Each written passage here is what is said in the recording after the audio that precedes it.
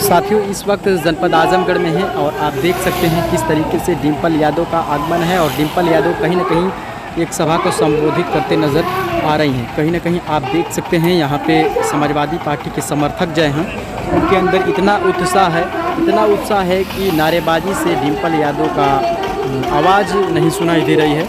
आप देख सकते हैं पूरा डिम्पल यादव ने क्या कुछ कहा सभा को संबोधित करते हुए जनपद आजमगढ़ में लोकसभा सीट आजमगढ़ को लेकर। आप खुद सुने और देखें। हृदय में भी समाजवादी पार्टी का रंग है, ये मेरा मानना है।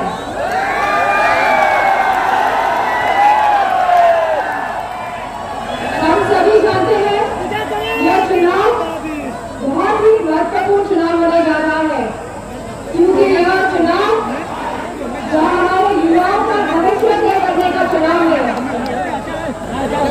वही यह चुनाव बदलाव और परिवर्तन का भी चुनाव है। यहाँ 10 साल का कार्यकाल पूरा हो चुका है। बताइए देश की दुर्दशा हुई कि नहीं हुई? बताओ देश पटरी से उतर गया कि नहीं उतर गया? आज अर्थव्यवस्था बिगड़ गई कि नहीं बिगड़ गई? आज हमारे युवाओं के पास रोजगार है कि नहीं है?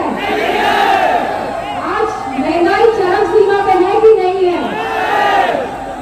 आज दबाव की राजनीति का प्रयोग हो रहा है कि नहीं हो रहा है? मुझे खुशी इस बात की है कि आजमगढ़ में दबाव नहीं चल पा रहा है। और वह इसलिए नहीं चल पा रहा है क्योंकि शासन और प्रशासन ये जानता है कि आजमगढ़ में सपा का रंग चढ़ चुका है। आजमगढ़ में सपा का रंग हमेशा चढ़ा था, चढ़ा है,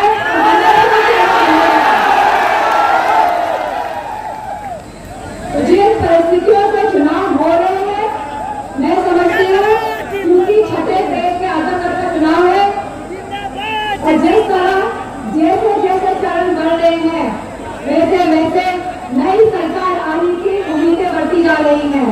बढ़ रही है कि नहीं बढ़ रही है?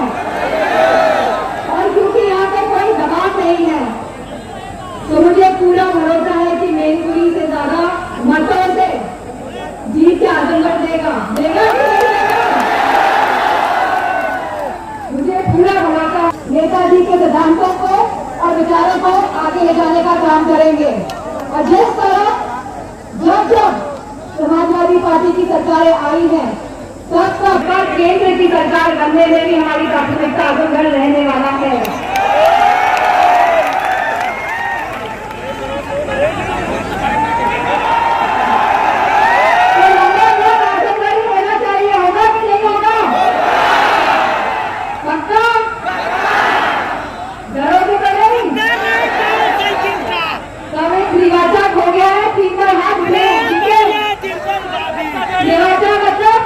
आपने वचन दे दिया है कि आप आजमगढ़ को आगे रखेंगे सबसे ज्यादा, और वचन देने का मतलब पुरानी कहावत देश की कि प्राण जाए लेकिन तो वचन को छोड़ तो नहीं दोगे? ये भाजपा वालों जैसे झूठे जो वादे करते हैं और जिनको जनता की कोई फिक्र नहीं है। अब सभी समाज और सभी वर्ग के लोग महंगाई से जूझ रहे हैं। ना युवा, कोई भी समाज का हो या कोई भी वर्ग हो, आज हमारा युवा बेरोजगार है। आज देश की अर्थव्यवस्था चरमराई हुई है। आज हमारा किसान बदहाल है। आज हमारे को महंगाई का सामना करना पड़ रहा है। लेकिन जो इस बात का होता है कि हम सभी भूल जाते हैं जो झूठे वादे भाजपा की सरकार ने किए थे। जहाँ कहा था कि डीजल और पेट्रोल के दाम कम हो जाएंगे 10 साल पहले, सिलेंडर के दाम कम हो जाएंगे। बताइए क्या हालत है आज? और जो राशन की बात करते हैं, राशन में क्या मिल रहा है? यहाँ पे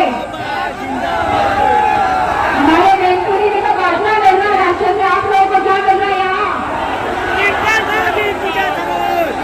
बाजरा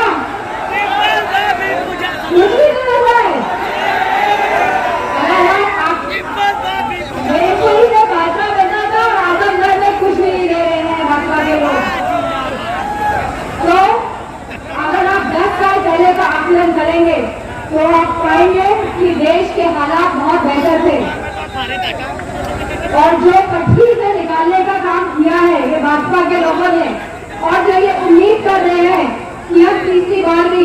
सरकार बना लेंगे।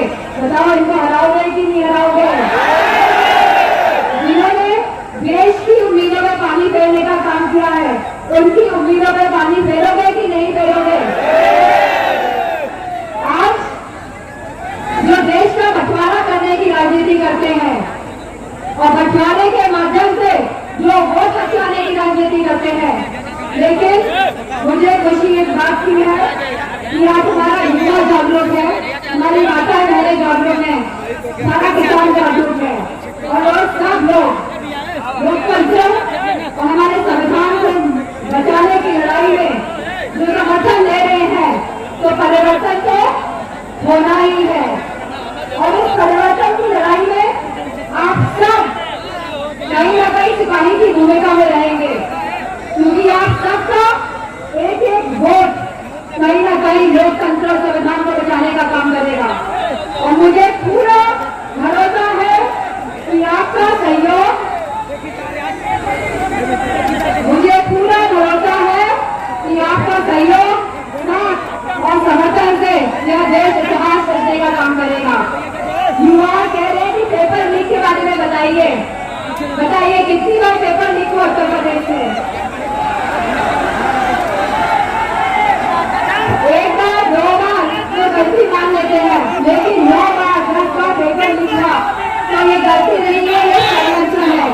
और कहीं ना कहीं नौकरी के माध्यम से जो आरक्षण मिलना चाहिए हमारे युवाओं को, कहीं ना कहीं ये उस अधिकार का भी हनन है। आज जो माहौल चरम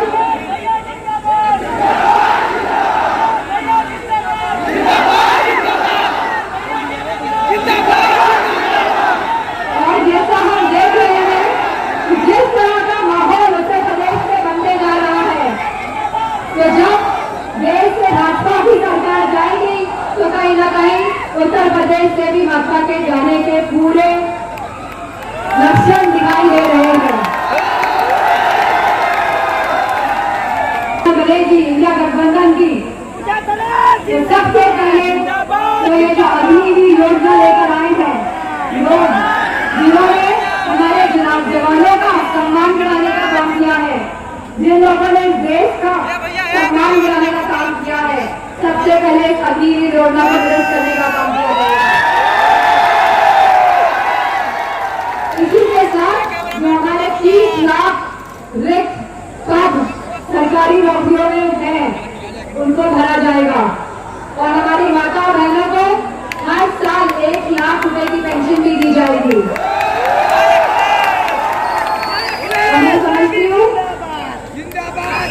कि परिवर्तन से ही अब देश का सुधार होगा और मुझे पूरा भरोसा है आजमगढ़ की इस पावन धरती में कि आपका सहयोग, साथ और समर्थन से इंडिया गठबंधन की सरकार तो बनी रही है, लेकिन आप सबके साथ सहयोग और समर्थन से आप ऐतिहासिक जीत हमारे प्रत्याशी धर्मेंद्र यादव को भी दिलाने जा रहे हैं।